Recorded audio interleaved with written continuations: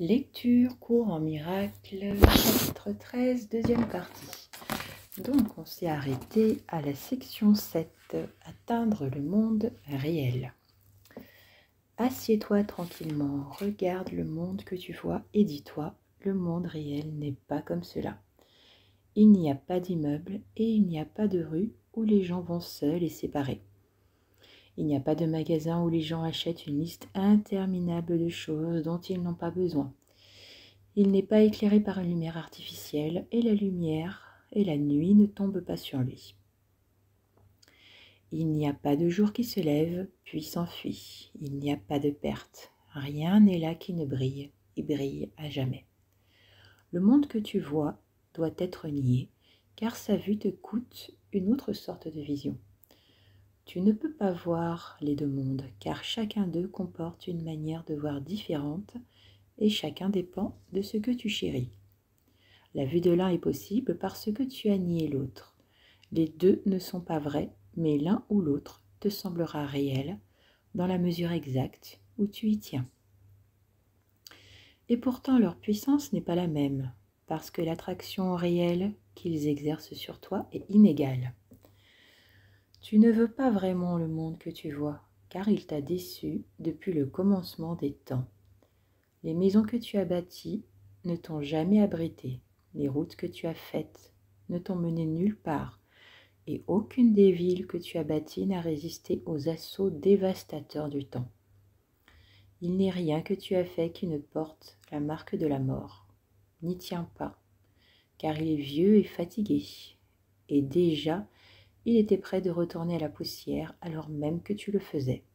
Ce monde souffrant n'a pas du tout le pouvoir de toucher le monde vivant. Tu ne pourrais pas lui donner cela. Ainsi, bien que tu t'en détournes avec tristesse, tu ne peux pas trouver en lui la route qui mène loin de lui dans un autre monde. Or, le monde réel a le pouvoir de te toucher même ici, parce que tu l'aimes. Et ce que tu appelles avec amour viendra à toi. L'amour répond toujours, étant incapable de dire non à un appel à l'aide ou de ne pas entendre les cris de douleur qui montent vers lui de chaque partie de ce monde étrange que tu as fait mais que tu ne veux pas. Tout ce dont tu as besoin pour donner ce monde en joyeux échange de ce que tu n'as pas fait, c'est le désir d'apprendre que celui que tu as fait est faux. Tu t'es trompé au sujet du monde parce que tu t'es méjugé toi-même. À partir d'un point de référence aussi tordu, que pourrais-tu voir? Toute vue part de celui qui perçoit, qui juge de ce qui est faux et de ce qui est vrai. Toute vue part de celui qui perçoit, qui juge de ce qui est faux ou de ce qui est vrai. Et ce qu'il juge faux, il ne le voit pas. Toi qui voudrais juger de la réalité, tu ne peux pas la voir, car chaque fois que le jugement surgit, la réalité s'est esquivée. Ce qui est loin de l'esprit est loin des yeux, car ce qui est nié est là, mais n'est pas reconnu. Le Christ est encore là, bien que tu ne le connaisses pas. Son être ne dépend pas de ce que tu le reconnaisses. Le Christ est encore là et son être ne dépend pas de ce que tu le reconnaisses. Il vit au-dedans de toi dans la quiétude du présent et il attend que tu laisses le passé derrière toi pour entrer dans le monde qu'il t'offre avec amour. Il n'en est pas un en ce monde distrait qui n'ait entrevu autour de lui quelque aspect de l'autre monde. Or, tant qu'il accordera encore de la valeur au sien, il niera la vision de l'autre, soutenant qu'il aime ce qu'il n'aime pas et ne suivant pas la route que l'amour lui indique. L'amour conduit avec tant de joie. En lui suivant, tu te réjouiras d'avoir trouvé sa compagnie et d'avoir appris de lui le chemin joyeux du retour chez toi. Tu n'attends que toi-même. Donner ce triste monde et échanger tes erreurs contre la paix de Dieu n'est que ta volonté. Et le Christ t'offrira toujours la volonté de Dieu, reconnaissant que tu la partages avec lui. C'est la volonté de Dieu que rien ne touche son Fils, sauf lui-même, et que rien d'autre ne s'approche de lui. Il est aussi à l'abri de la douleur que Dieu lui-même, qui veille sur lui en tout. Le monde autour de lui resplendit d'amour parce que Dieu l'a placé en lui-même où la douleur n'est pas et où l'amour l'entoure sans fin et sans faille.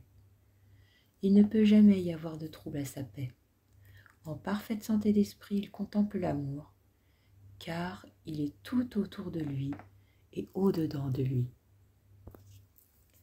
Il doit nier le monde de la souffrance dès l'instant qu'il perçoit les bras de l'amour autour de lui. Et de ce point de sécurité, il regarde quiètement tout autour de lui et reconnaît que le monde est un avec lui. La paix de Dieu surpasse ton intelligence uniquement dans le passé. Or, elle est ici et tu peux la comprendre maintenant. Dieu aime son Fils à jamais et le Fils en retour aime son Père à jamais. Le monde réel est la voie qui te conduit au souvenir de la seule chose qui soit entièrement vraie et entièrement tienne. Car tout le reste, tu te l'es prêté dans le temps et cela s'effacera. Mais cette seule chose est toujours à toi, étant le don de Dieu à son Fils. Ta seule réalité t'a été donnée et par elle, Dieu t'a créé un avec lui. Tu rêveras d'abord de paix, puis tu t'y éveilleras. Ton premier échange de ce que tu as fait contre ce que tu veux est l'échange de cauchemars contre les rêves heureux de l'amour. En eux se trouvent tes perceptions vraies, car le Saint-Esprit corrige le monde des rêves où tout est perception. La connaissance n'a pas besoin de correction. Or, les rêves d'amour conduisent à la connaissance. En eux, tu ne vois rien d'apeurant, et pour cette raison, ils sont l'accueil que tu fais à la connaissance. L'amour attend l'accueil, point le temps, et le monde réel n'est que l'accueil que tu fais à ce qui a toujours été. Par conséquent, l'appel de la joie est en lui, et ta réponse joyeuse est ton réveil à ce que tu n'as pas perdu. Loue donc le Père pour la parfaite santé d'esprit de son très saint Fils. Ton Père connaît que tu n'as besoin de rien. Et il en est ainsi au ciel, car de quoi pourrais-tu avoir besoin dans l'éternité? Dans ton monde, tu as besoin de choses. C'est un monde de manque, dans lequel tu te trouves parce que tu as un manque. Or, peux-tu te trouver toi-même dans un tel monde? Sans le Saint-Esprit, la réponse serait non. Or, à cause de lui, la réponse est un joyeux oui. En tant que médiateur entre les deux mondes, il connaît ce dont tu as besoin et ce qui ne te blessera pas. Laisser entre tes mains la propriété est un concept dangereux. L'ego veut avoir des choses pour le salut car la possession est sa loi. La possession pour la possession est le credo fondamental de l'ego, la principale pierre angulaire dans les églises qu'il se bâtit à lui-même. Et à son autel, il exige que tu déposes toutes les choses qu'il t'enjoint d'obtenir, de sorte que jamais tu n'y prends aucune joie. Tout ce dont l'ego te dit que tu as besoin te blessera, car bien que l'ego te presse d'obtenir encore et encore, il ne te laisse rien, car ce que tu obtiens, il l'exigera de toi. Et des mains même qui se sont emparées, cela sera arraché puis jeté dans la poussière. Car où l'ego voit le salut, il voit la séparation, et tu perds ainsi tout ce que tu as obtenu en son nom. Par conséquent, ne te demande pas toi-même ce dont tu as besoin, car tu ne le sais pas. Et le conseil que tu te donnes te blessera, car ce dont tu penses avoir besoin ne servira qu'à renforcer ton monde contre la lumière, tout en te rendant indésireux de remettre en question la valeur que ce monde peut réellement avoir pour toi. Seul le Saint-Esprit sait ce dont tu as besoin, car il te donnera toute chose qui ne bloque pas le chemin vers la lumière. Seul le Saint-Esprit sait ce dont tu as besoin, car il te donnera toute chose qui ne bloque pas le chemin vers la lumière. Et de quoi d'autre pourrais-tu avoir besoin? Dans le temps, il te donne toutes les choses dont tu as besoin, et il les renouvellera aussi longtemps que tu en auras besoin. Il ne te prendra rien tant que tu en auras quelques besoins. Très important. Le Saint-Esprit ne te prendra rien tant que tu en auras quelques besoins. Et pourtant, il connaît que tout ce dont tu as besoin est temporaire et ne dure que jusqu'au moment où tu t'éloignes de tous les besoins et te rends compte qu'ils ont tous été comblés. Tant qu'on a l'illusion d'avoir encore besoin de ces choses-là, le Saint-Esprit nous les laisse jusqu'au moment où nous prenons nous-mêmes conscience que, en fait, nous n'avons besoin de rien, de tout ce dont on pensait avoir besoin. Par conséquent, il n'a pas d'investissement dans les choses qu'il procure, sauf pour s'assurer que tu ne les utiliseras pas pour t'attarder dans le temps. Il connaît que tu n'y es pas chez toi, et c'est sa volonté que rien ne vienne retarder ton joyeux retour chez toi. Laisse-lui donc tes besoins. Il y subviendra sans y mettre la moindre insistance.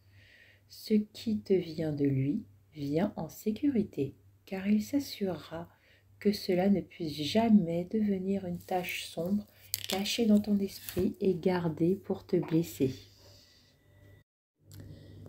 Cette partie-là est très importante pour les personnes qui se posent la question, et Dieu sait qu'on se pose souvent cette question, même moi, au début de mon cheminement spirituel. Oui, mais est-ce que je dois tout le temps écouter mon cœur? Est-ce que ça me mène toujours dans la bonne direction? Est-ce que c'est toujours bénéfique? La réponse est oui. Oui, il le dit très clairement ici. Ce qui vient de... Quand je parle du cœur, pour ceux qui ont écouté tous les chapitres précédents, vous savez que je parle de notre Christ intérieur. Donc, il le dit très clairement ici. Ce qui te vient de lui vient en sécurité, car il s'assurera que cela ne puisse jamais devenir une tache sombre cachée dans ton esprit et gardée pour te blesser. Guidé par lui, tu voyageras d'un pas léger dans la lumière, car il a toujours en vue la fin du voyage qui est son but.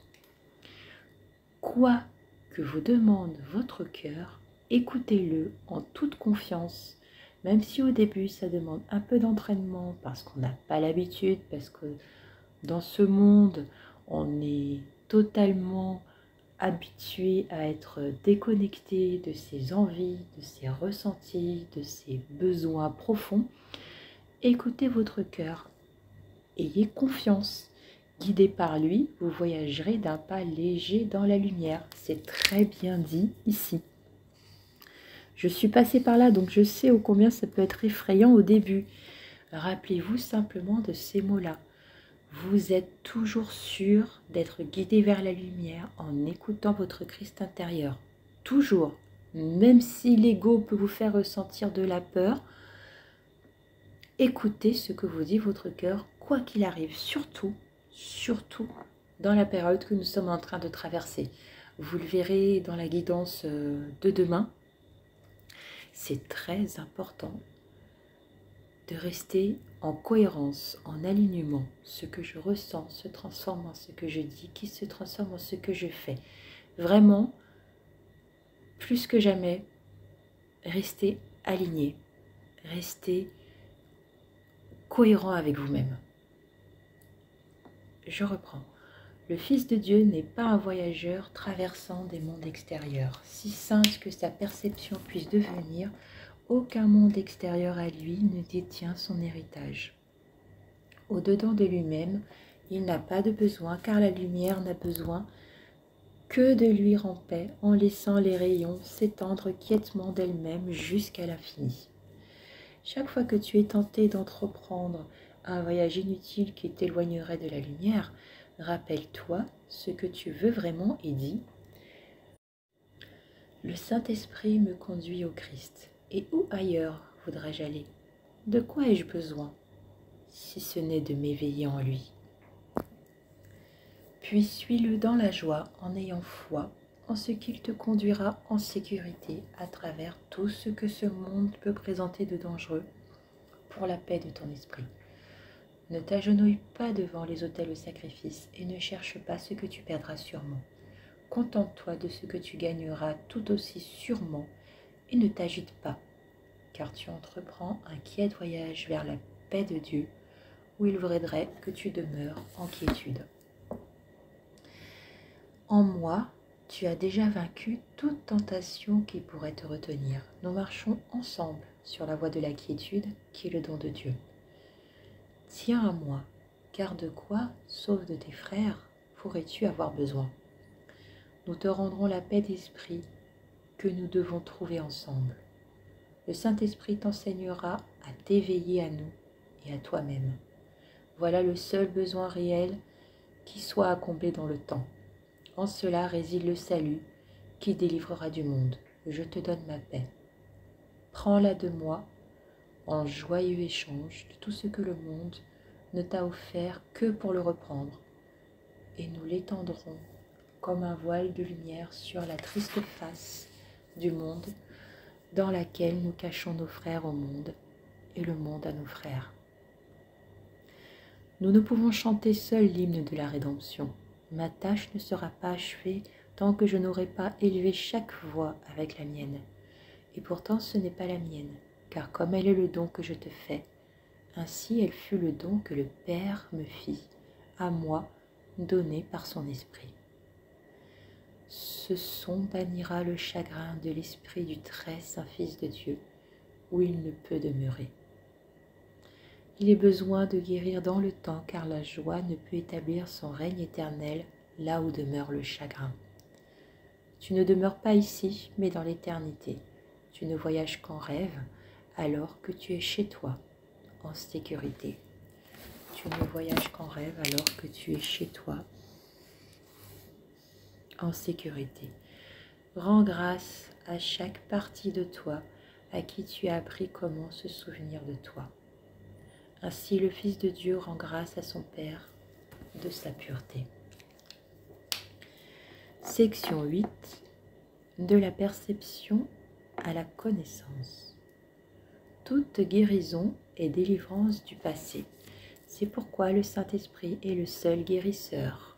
Il enseigne que le passé n'existe pas, un fait qui appartient à la sphère de la connaissance et que par conséquent personne en ce monde ne peut connaître. En effet, il serait impossible d'être en ce monde avec cette connaissance, car l'esprit qui connaît cela sans équivoque connaît aussi qu'il demeure dans l'éternité, et il n'utilise aucune perception. Par conséquent, il ne considère pas où il est, parce que le concept « où » ne signifie rien pour lui. Il connaît qu'il est partout, tout comme il a tout, et pour toujours. La différence très réelle entre la perception et la connaissance devient tout à fait apparente quand tu considères ceci. Il n'y a rien de partiel dans la connaissance. Chaque aspect est entier. Par conséquent, aucun aspect n'est séparé. Tu es un aspect de la connaissance, étant dans l'Esprit de Dieu qui te connaît. Toute connaissance doit être tienne, car en toi est toute connaissance. Vu que nous sommes un aspect de Dieu, ces connaissances sont les nôtres. La perception, même la plus élevée, n'est jamais complète. Même la perception du Saint-Esprit, aussi parfaite que peut l'être la perception, ne signifie rien au ciel. Guidée par lui, la perception peut aller partout, car la vision du Christ voit tout dans la lumière. Or, aucune perception, si sainte soit-elle, ne durera toujours.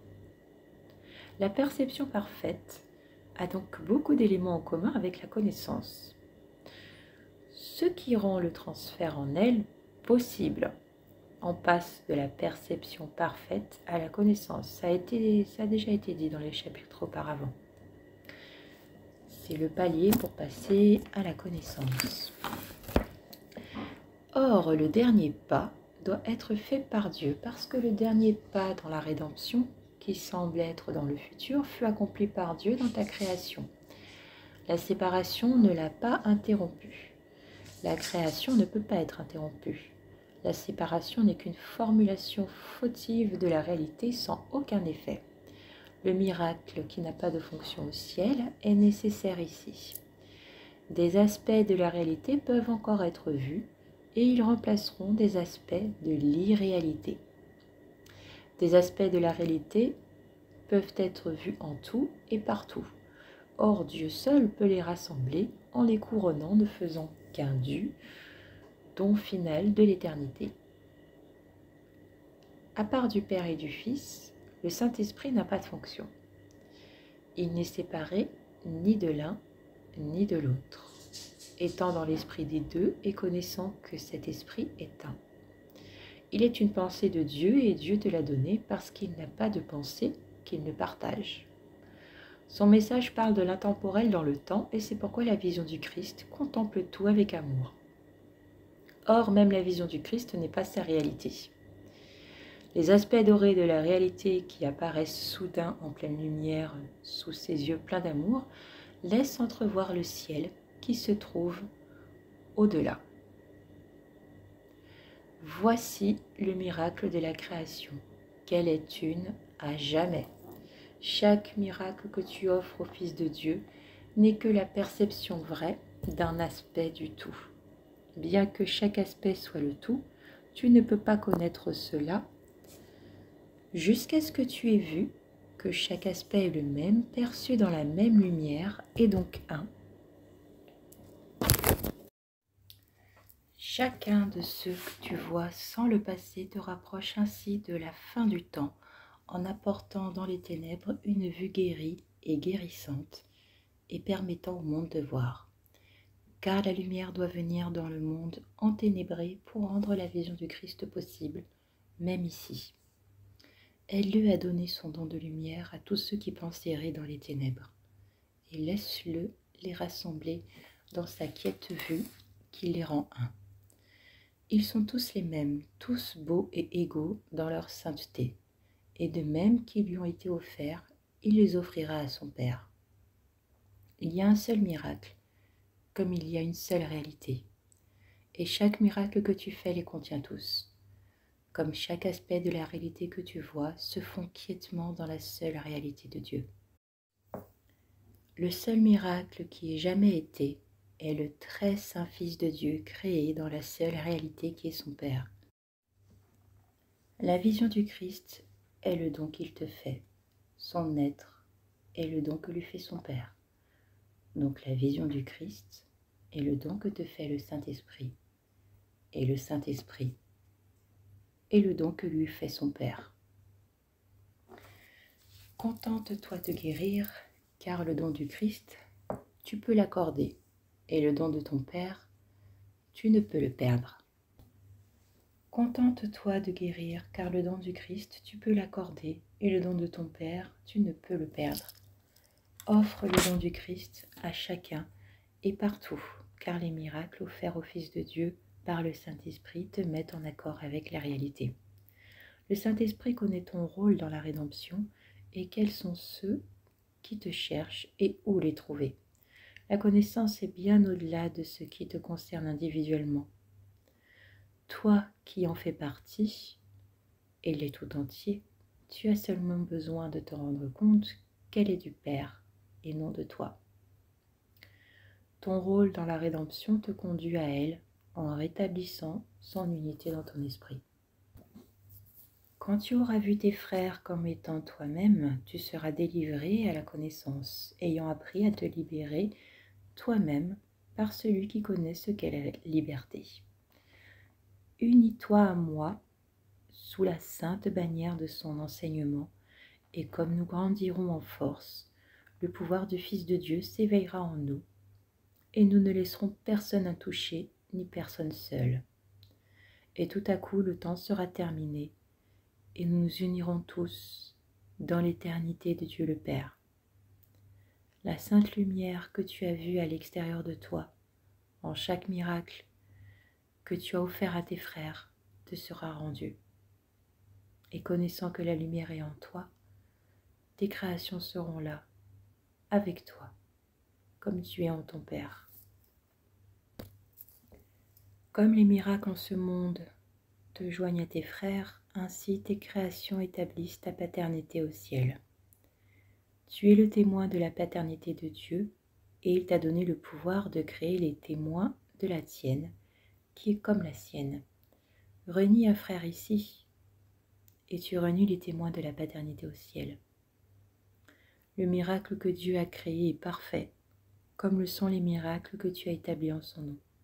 Ils n'ont pas besoin de guérison, et toi non plus, quand tu les acceptes. Or, en ce monde, ta perfection n'a pas de témoin. Dieu la connaît, mais pas toi, de sorte que tu ne partages pas son témoignage d'elle.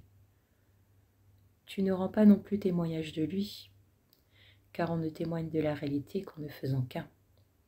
Dieu attend que tu témoignes de son Fils et de lui-même. Les miracles que tu fais sur terre sont élevés jusqu'au ciel et jusqu'à lui. Ils témoignent de ce que tu ne connais pas, et lorsqu'ils atteignent les portes du ciel, Dieu les ouvre, car jamais il ne laisserait son propre Fils bien-aimé à l'extérieur et au-delà de lui-même. Section 9. Le nuage de culpabilité. La culpabilité reste la seule chose qui cache le Père, car la culpabilité est l'attaque contre le Fils. Les coupables condamnent toujours, et l'ayant fait, ils condamneront encore, liant le futur au passé selon la loi de l'ego. La fidélité à cette loi ne laisse entrer aucune lumière, car cela exige d'être fidèle aux ténèbres et interdit l'éveil. Les lois de l'ego sont strictes et les infractions sont sévèrement punies.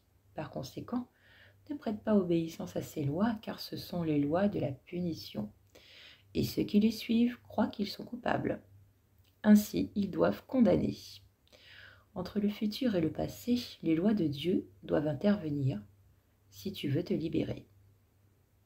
L'expiation se tient entre les deux, comme une lampe qui brille avec tant d'éclat que les ténèbres dans lesquelles tu t'es enchaîné disparaîtront. Je vous rappelle que l'expiation, il s'agit du pardon.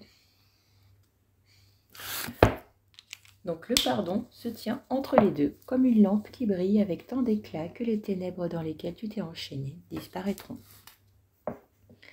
La délivrance de la culpabilité est le défaire complet de l'ego. Ne fais peur à personne, car la culpabilité d'autrui est la tienne. Et en obéissant aux rudes commandements de l'ego, tu attires sur toi sa condamnation, et tu n'échapperas pas à la punition qu'il offre à ceux qui lui obéissent. L'ego récompense la fidélité envers lui par la douleur, car la foi en lui est douleur. Et la foi ne peut être récompensée qu'en fonction de la croyance dans laquelle la foi a été placée. La foi fait la puissance de la croyance, et sa récompense est déterminée par ce en quoi elle est investie. Car la foi est toujours donnée à ce qui est ton trésor, et ce qui est ton trésor t'est rendu. La foi fait la puissance de la croyance. On a foi en ce en quoi on croit, évidemment. Et sa récompense est déterminée par ce en quoi elle est investie. Le monde ne peut te donner que ce que tu lui as donné, car n'étant que ta propre projection, il n'a pas de signification à part de ce que tu as trouvé en lui et en quoi tu as mis ta foi. Sois fidèle aux ténèbres et tu ne verras pas, parce que ta foi sera récompensée comme tu l'as donnée. Tu accepteras ton trésor, et si tu mets ta foi dans le passé, le futur sera pareil. Là, je vous renvoie aux 4 accords Toltec, donc de Don Miguel Ruiz, ainsi qu'au livre de Joe Dispenza, Rompre avec soi-même. C'est des sujets que j'ai déjà abordés dans les lectures précédentes, donc je ne vais pas plus m'attarder dessus. Je vous conseille ces 2 livres qui expliquent très clairement toute cette partie-là. Tu accepteras ton trésor et si tu mets ta foi dans le passé, le futur sera pareil. Tout ce qui t'est cher, tu penses qu'il est à toi, par le pouvoir que tu as d'estimer. Il en est ainsi. L'expiation apporte une réestimation de tout ce que tu chéris, car c'est le moyen par lequel le Saint-Esprit peut séparer le faux et le vrai que tu as accepté sans distinction dans ton esprit. Par conséquent, tu ne peux pas estimer l'un sans l'autre, et la culpabilité est devenue aussi vraie pour toi que l'innocence. Tu ne crois pas que le Fils de Dieu est non coupable parce que tu vois le passé, et lui, tu ne le vois pas. Quand tu condamnes un frère, tu dis « Moi qui étais coupable, je choisis de le rester ». Tu as nié sa liberté et ce faisant, tu as nié le témoin de la tienne. Tu aurais pu tout aussi facilement le libérer du passé et lever de son esprit le nuage de culpabilité qui l'y tient lié.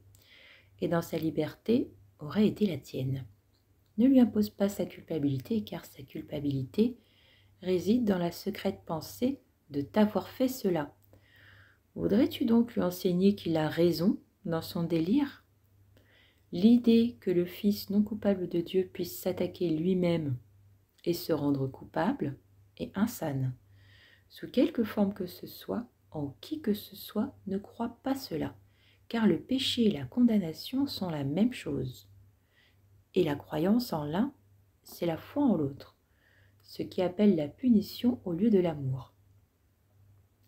Rien ne peut justifier l'insanité et appeler la punition sur toi-même doit être insane. Ne vois donc personne comme coupable et tu affirmeras la vérité de la non-culpabilité pour toi-même. Puisque nous sommes tous un. Si on voit des coupables, c'est se voir coupable soi-même aussi.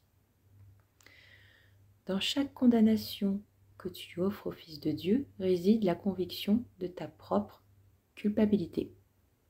Si tu veux que le Saint-Esprit t'en libère, accepte son offre d'expiation pour tous tes frères, car ainsi tu apprends qu'elle est vraie pour toi. Souviens-toi toujours qu'il est impossible de condamner le Fils de Dieu en partie. Ceux que tu vois comme coupables deviennent les témoins de la culpabilité en toi, et c'est là que tu la verras, car elle est là tant qu'elle n'est pas défaite. La culpabilité est toujours dans ton esprit, qui s'est condamné lui-même. Ne la projette pas, car tant que tu le fais, elle ne peut être défaite. À chacun de ceux que tu libères de la culpabilité, il y a une grande joie dans le ciel, où se réjouissent les témoins de la paternité. La culpabilité te rend aveugle, car tant que tu vois en toi la moindre tache de culpabilité, tu ne vois pas la lumière. Et quand tu la projettes, le monde te semble enténébré, enveloppé dans ta culpabilité. Tu jettes sur lui un voile de ténèbres et tu ne peux pas le voir parce que tu ne peux pas regarder au-dedans. Tu as peur de ce que tu y verrais, mais cela n'est pas là. La chose que tu crains a disparu. Si tu regardais au-dedans, tu ne verrais que l'expiation rayonnant de quiétude et de paix sur l'autel à ton Père. N'aie pas peur de regarder au-dedans. L'ego te dit que tout est noir de culpabilité au-dedans de toi. Et il t'enjoint de ne pas regarder. Il t'enjoint plutôt de regarder tes frères et de voir la culpabilité en eux. Or, cela, tu ne peux le faire sans demeurer aveugle. Car ceux qui voient leurs frères dans les ténèbres et coupables dans les ténèbres dont ils les enveloppent, ont trop peur de regarder la lumière au-dedans. Au-dedans de toi n'est pas ce que tu crois qu'il y a là, et ce en quoi tu mets ta foi. Au-dedans de toi est le saint signe de la foi parfaite que ton Père a en toi. Il ne t'estime pas comme tu le fais. Il se connaît lui-même et connaît la vérité en toi. Il connaît qu'il n'y a pas de différence. car il ne sait rien des différences. Peux-tu voir la culpabilité où Dieu connaît qu'il n'y a que parfaite innocence?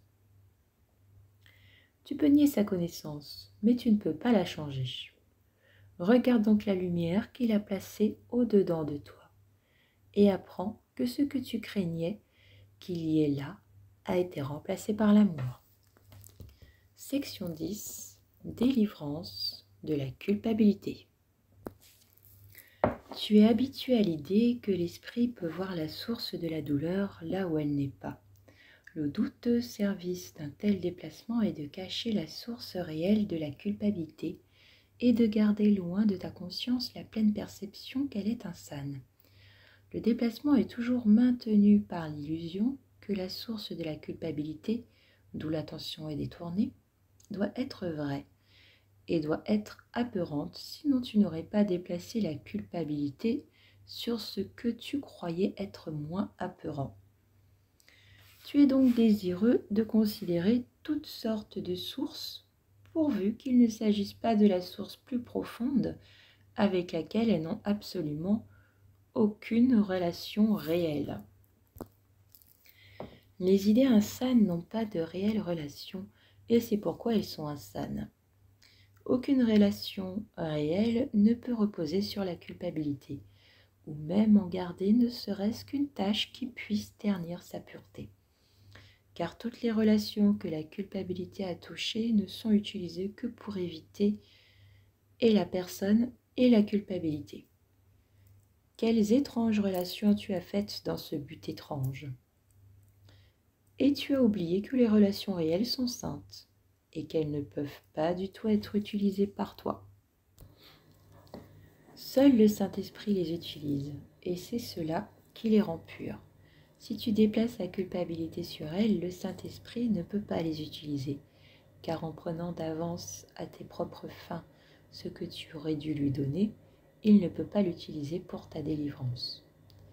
Nul qui voudrait s'unir avec quiconque d'une quelconque manière pour son salut individuel ne le trouvera dans cette étrange relation. Il n'est pas partagé, donc il n'est pas réel. Dans toute union avec un frère, où tu cherches à lui imposer ta culpabilité, à la partager avec lui ou à percevoir la sienne, tu te sentiras coupable. Et tu ne trouveras pas non plus de satisfaction ni de paix avec lui, parce que ton union avec lui n'est pas réelle. Tu verras la culpabilité dans cette relation parce que tu l'as mise là. Il est inévitable que ceux qui ressentent de la culpabilité tentent de la déplacer parce qu'ils croient certes en elle. Or, bien qu'ils en souffrent, ils ne veulent pas regarder au-dedans et en lâcher prise. Ils ne peuvent pas connaître qu'ils aiment et ils ne peuvent pas comprendre ce que c'est qu'aimer. Leur principale préoccupation est de percevoir la source de la culpabilité à l'extérieur d'eux-mêmes, au-delà de leur contrôle. C'est tellement facile de penser que ce sont les autres qui nous font quelque chose, de projeter sur les autres notre mal-être. Et c'est très bien joué de l'ego parce que ça nous fait croire que nous n'avons pas le contrôle. Et c'est totalement faux. Leur principale préoccupation est de percevoir la source de la culpabilité à l'extérieur d'eux-mêmes, au-delà de leur contrôle. Il n'y a qu'en reprenant possession de son pouvoir personnel, en reprenant la responsabilité de ce qu'on ressent, de ce qu'on dit, de ce qu'on fait, de notre façon de réagir, qu'on reprend notre plein pouvoir. Je reprends. Quand tu soutiens que tu es coupable, mais que la source de ta culpabilité se trouve dans le passé, tu ne regardes pas au-dedans. Le passé n'est pas en toi. Les bizarres associations au passé n'ont aucune signification dans le présent. Or, tu les laisses se dresser entre toi et tes frères avec qui tu ne trouves pas du tout de relation réelle, Peux-tu t'attendre à utiliser tes frères comme moyen de résoudre le passé et les voir quand même tels qu'ils sont réellement? Le salut n'est pas trouvé par ceux qui utilisent leurs frères pour résoudre des problèmes qui ne sont pas là. Tu ne voulais pas le salut dans le passé. Voudrais-tu imposer tes vains souhaits au présent, tout en espérant trouver le salut maintenant? Détermine donc de n'être pas comme tu étais. N'utilise aucune relation pour t'accrocher au passé, mais nais à nouveau avec chacune d'elles chaque jour. 1 minute, même moins, suffira pour te libérer du passé et pour remettre en paix ton esprit à l'expiation. Quand chacun sera bienvenu de toi, comme tu voudrais toi-même être bienvenu de ton Père, tu ne verras pas de culpabilité en toi. Car tu auras accepté l'expiation qui n'a pas cessé de luire en toi, tandis que rêvant de culpabilité, tu ne voulais pas regarder au-dedans pour ne pas la voir. Aussi longtemps que tu crois que la culpabilité est justifiée de quelque façon que ce soit, en qui que ce soit et quoi qu'il fasse, tu ne regardes pas au-dedans, où toujours tu trouverais l'expiation. La fin de la culpabilité ne viendra jamais tant que tu crois qu'elle a une raison. Car tu dois apprendre que la culpabilité est toujours totalement insane et sans raison. Le Saint-Esprit ne cherche pas à dissiper la réalité. Si la culpabilité était réelle, l'expiation ne le serait pas. Le but de l'expiation est de dissiper les illusions et non pas d'en établir la réalité pour ensuite les pardonner. Le Saint-Esprit ne garde pas les illusions dans ton esprit pour t'effrayer, ni pour démontrer, après t'avoir fait peur, en te les montrant de quoi il t'a sauvé. Ce dont il t'a sauvé a disparu, n'accorde aucune réalité à la culpabilité et n'y voit aucune raison. Cette partie-là est très importante. Le but de l'expiation, donc le but du pardon, est de dissiper les illusions et non pas d'en établir la réalité pour ensuite les pardonner. C'est là aussi la différence entre le vrai pardon et le faux pardon. Le faux pardon, c'est croire qu'un péché a été commis, qu'une erreur a été commise, et utiliser son bon cœur pour pardonner. N'empêche qu'on croit quand même qu'un péché a été commis. Le vrai pardon, c'est reconnaître qu'aucun péché n'a été commis.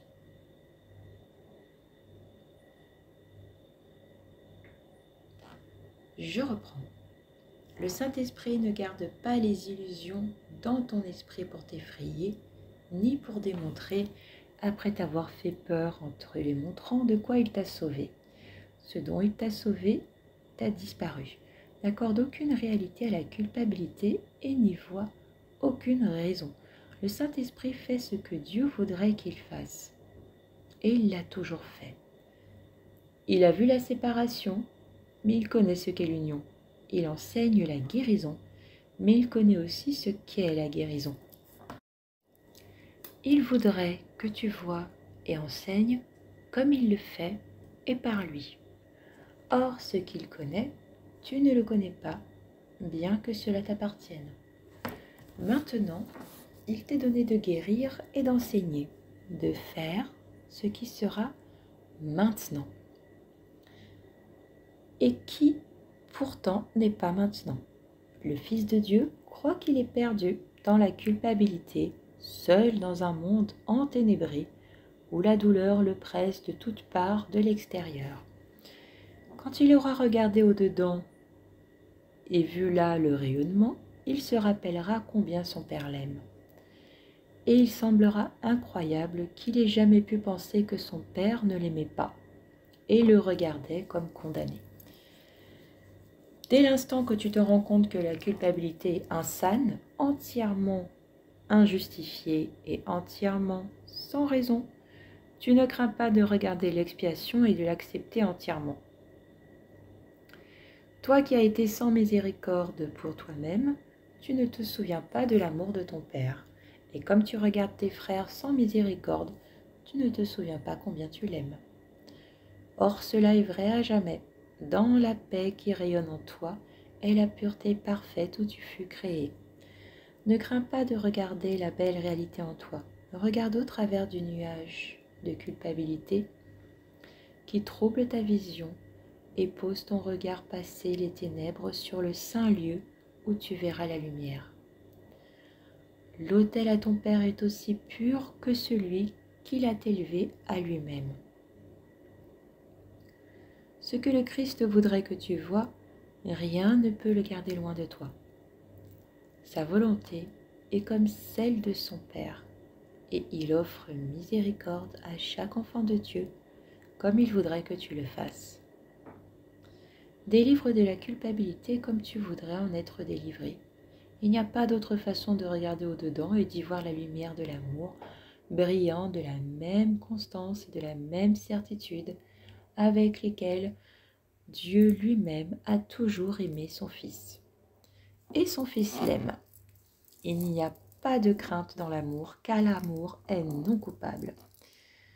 Toi qui as toujours aimé ton Père, tu ne peux pas avoir peur, pour aucune raison, de regarder au-dedans et de voir ta sainteté. Tu ne peux pas être comme tu croyais être. Ta culpabilité est sans raison, parce qu'elle n'est pas dans l'Esprit de Dieu où tu es. Or, cela est la raison que le Saint-Esprit voudrait te rendre. Il voudrait n'enlever que les illusions. Et tout le reste, il voudrait que tu le vois. Donc la guérison, en fait, c'est enlever toutes les illusions. C'est pour ça que de temps en temps, vous m'entendez dire guérison avec des guillemets. Voilà. La guérison, en fait, c'est enlever le voile des illusions. Et dans la vision du Christ, il voudrait te montrer la pureté parfaite qui est à jamais au-dedans du Fils de Dieu. Tu ne peux pas entrer en relation réelle avec n'importe lequel des fils de Dieu si tu ne les aimes pas tous, et tous également. L'amour n'est pas particulier. Si tu distingues une partie de la fidélité pour ton amour, tu imposes la culpabilité à toutes tes relations et tu les rends irréelles. Tu ne peux aimer que comme Dieu aime. Ne cherche pas à aimer différemment de lui, car il n'y a pas d'amour à part du sien, jusqu'à ce que tu reconnaisses que cela est vrai. Tu n'auras aucune idée de ce qu'est l'amour. Nul ne peut se voir lui-même non coupable et dans la paix de Dieu qui condamne un frère. Très important. Nul ne peut se voir lui-même non coupable et dans la paix de Dieu qui condamne un frère. Celui qui condamne, qui voit la méchanceté et tout ce que vous voulez chez un frère, c'est que ça fait partie de lui. Nul ne peut se voir lui-même non coupable et dans la paix de Dieu qui condamne un frère.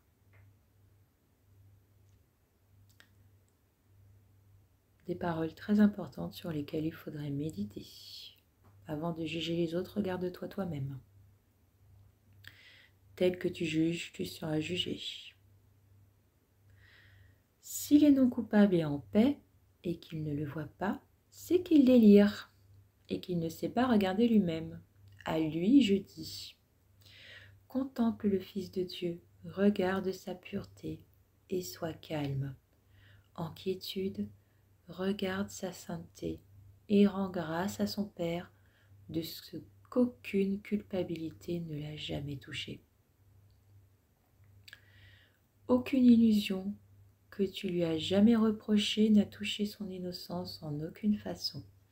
Sa pureté rayonnante, entièrement attouchée par la culpabilité et entièrement aimante, brille au-dedans de toi. Regardons-le ensemble et aimons-le, car dans l'amour de lui est ta non-culpabilité. Mais regarde-toi, et la joie et la reconnaissance pour ce que tu vois banniront à jamais la culpabilité. Je te rends grâce, Père, de la pureté de ton très saint Fils, que tu as créé à jamais non coupable. Rappelez-vous que ce que les autres vous laissent percevoir d'eux, c'est simplement leur ego. Il faut voir au-delà de l'ego. Comme toi, ma foi et ma croyance sont centrées sur ce qui est mon trésor. La différence, c'est que j'aime seulement ce que Dieu aime avec moi. Et à cause de cela, bien au-delà de l'estime que tu te portes à toi-même, et jusqu'à la valeur que Dieu a placée en toi, tu es mon trésor. J'aime tout ce qu'il a créé, et à cela j'offre toute ma foi et ma croyance. Ma foi en toi est aussi forte que tout l'amour que je donne à mon Père. Ma confiance en toi est sans limite, et sans la crainte que tu ne m'entendes pas. Je rends grâce au Père de ta beauté et des nombreux dons que tu me permettras d'offrir au royaume en l'honneur de son entièreté, qui est de Dieu. Loué sois-tu qui rend le Père un avec son propre Fils. Seuls nous sommes tous humbles, mais ensemble nous brillons d'un éclat si intense qu'aucun de nous ne pourrait même y penser seul. Devant le glorieux rayonnement du royaume, la culpabilité fond et transformée en bonté, n'est plus jamais ce qu'elle était. Chacune des réactions que tu ressens sera tellement purifiée qu'elle conviendra pour être un hymne à la louange de ton Père. Ne vois que sa louange dans ce qu'il a créé, car il ne cessera jamais de te louer. Unis dans cette louange, nous nous tenons devant les portes du ciel et nous entrerons sûrement en notre impeccabilité. Dieu t'aime. Pourrais-je donc manquer de foi en toi et l'aimer parfaitement? Section 11. La paix du ciel. L'oubli, le sommeil et même la mort deviennent les meilleurs conseils de l'ego pour traiter avec la rude intrusion perçue de la culpabilité dans la paix. Or, nul ne considère qu'il est en conflit et ravagé par une guerre cruelle, s'il ne croit pas que les deux adversaires dans cette guerre sont réels. Croyant cela, il doit s'échapper, car une telle guerre mettrait sûrement fin à sa paix d'esprit et ainsi le détruirait. Si on pense avoir besoin de se sauver de quelque chose ou de se défendre de quelque chose, c'est parce qu'on croit en l'attaque. C'est parce qu'on croit être attaqué. Sinon, on n'a pas de réaction, on n'y prête même pas attention, c'est insignifiant, comme le dit le cours.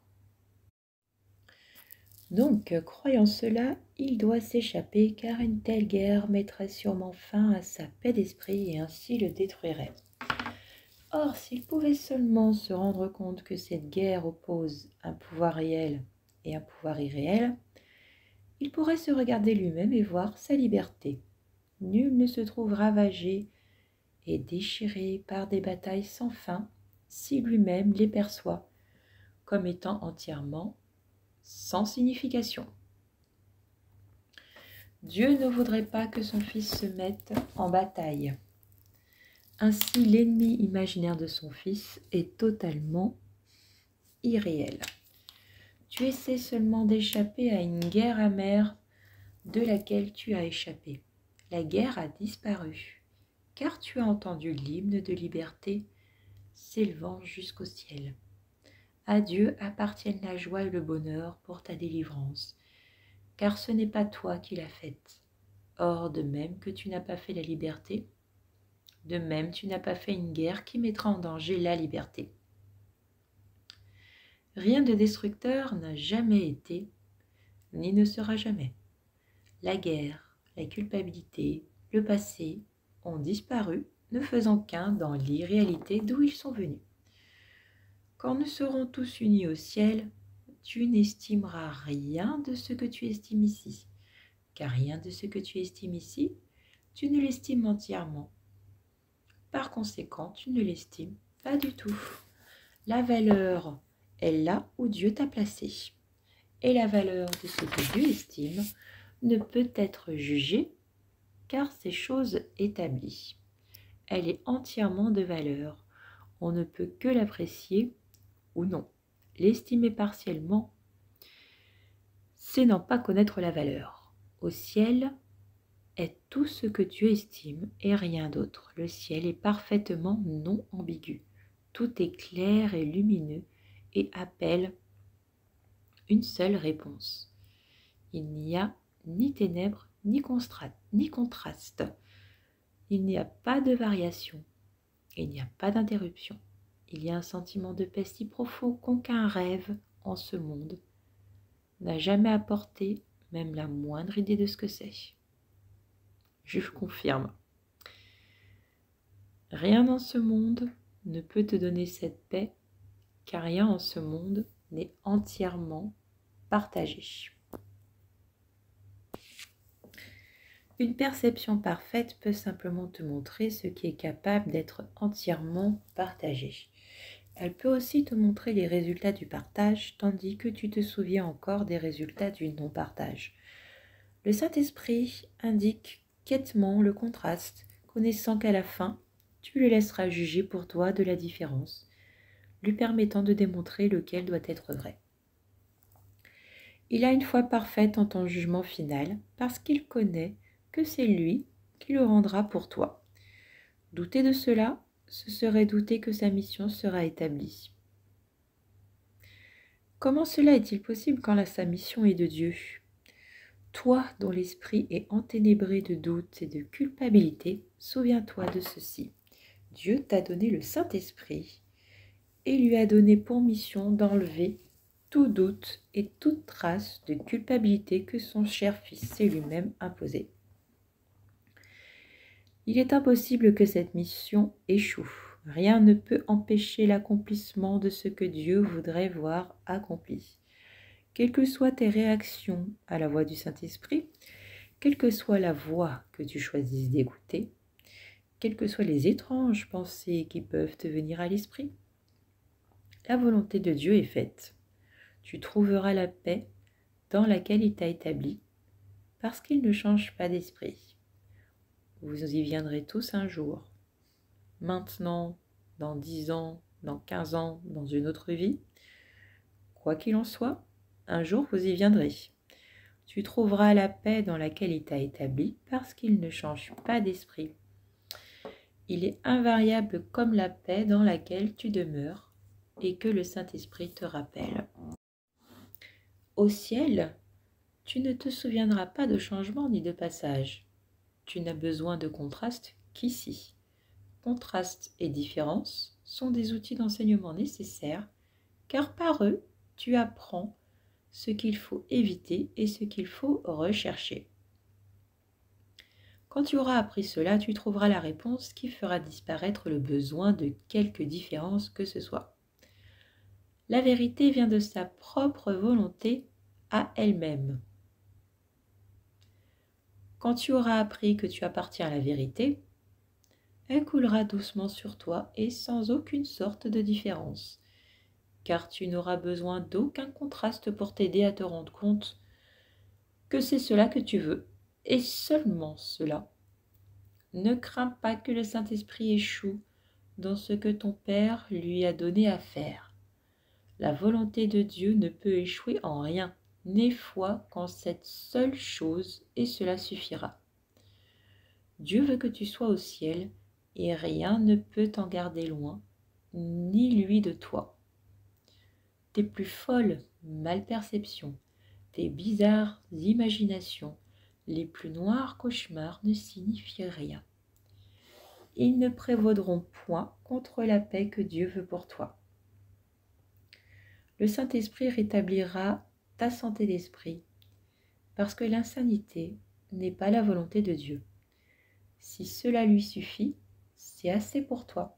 Ce que Dieu voudrait voir enlevé, tu ne le garderas pas, parce que cela rompt la communication avec toi, avec qui il voudrait communiquer. Sa voix sera entendue. Le lien de communication que Dieu lui-même a placé au-dedans de toi, joignant ton esprit au sien, ne peut être rompu. Tu peux croire que tu veux qu'il soit rompu, Il est vrai que cette croyance interfère avec la paix profonde dans laquelle la douce et constante communication que Dieu voudrait partager avec toi est connue. Or, ces canaux d'extension ne peuvent pas être entièrement fermés et séparés de lui. Dieu merci. La paix sera à toi parce que sa paix coule encore vers toi venant de lui, dont la volonté est la paix. Tu l'as maintenant. Le Saint-Esprit t'enseignera comment l'utiliser et en l'étendant à apprendre qu'elle est en toi. C'est en étendant la paix de Dieu qu'on apprend qu'elle est en nous. Dieu t'a voulu le ciel et jamais il ne voudra autre chose pour toi. Le Saint-Esprit ne connaît que sa volonté. Il n'y a aucune chance que le ciel ne soit pas à toi, car Dieu est sûr et ce qu'il veut est aussi sûr que lui. Tu apprendras le salut parce que tu apprendras comment sauver. Il ne sera pas possible de t'exempter toi-même de ce que le Saint-Esprit veut t'enseigner. Le salut est aussi sûr que Dieu. Sa certitude suffit. Je vais relire cette phrase qui est très importante. Il ne sera pas possible de t'exempter toi-même de ce que le Saint-Esprit veut t'enseigner. Apprends que même le plus noir cauchemar qui trouble l'esprit du Fils de Dieu endormi n'a pas de pouvoir sur lui. Il apprendra la façon de l'éveil. Dieu veille sur lui et la lumière l'entoure. Le Fils de Dieu peut-il se perdre dans des rêves alors que Dieu a placé en lui le joyeux appel à s'éveiller et à se réjouir? Il ne peut pas se séparer de ce qui est en lui. Son sommeil ne résistera pas à l'appel de s'éveiller. Et oui, on y vient tous. La mission de la rédemption sera remplie aussi sûrement que la création restera inchangée pour toute l'éternité. Tu n'as pas besoin de connaître que le ciel est à toi pour qu'il le soit. Il l'est. Mais pour le connaître, il faut que tu acceptes la volonté de Dieu pour ta volonté. Le Saint-Esprit défera pour toi tout ce que tu as appris qui enseigne que ce qui n'est pas vrai doit être réconcilié avec la vérité. Cela est la réconciliation que l'ego voudrait substituer à ta réconciliation avec la santé d'esprit et la paix. Le Saint-Esprit a une toute autre sorte de réconciliation pour toi dans son esprit. Une réconciliation qu'il effectuera tout aussi sûrement que l'ego n'effectuera pas ce qu'il tente. L'échec est de l'ego et non de Dieu. De lui, tu ne peux pas t'égarer. Il n'y a aucune possibilité de ce que le plan que le Saint-Esprit offre à chacun pour le salut de chacun ne soit pas parfaitement accompli. Tu seras délivré et tu ne te rappelleras rien de ce que tu as fait qui n'a été créé pour toi et par toi en retour. Car comment peux-tu te souvenir de ce qui n'a jamais été vrai ou ne peux pas te souvenir de ce qu'il a toujours été? C'est dans cette réconciliation avec la vérité et seulement la vérité que réside la paix du ciel. Chapitre 13 terminé. Donc dimanche prochain, nous verrons le chapitre 14, enseigné pour la vérité. Je vous souhaite un très beau dimanche. Je vous embrasse. À demain pour la guidance. Mercredi pour la méditation du courant miracle. Vendredi pour la méditation christique. Et donc dimanche, le chapitre 14. Très belle semaine à vous.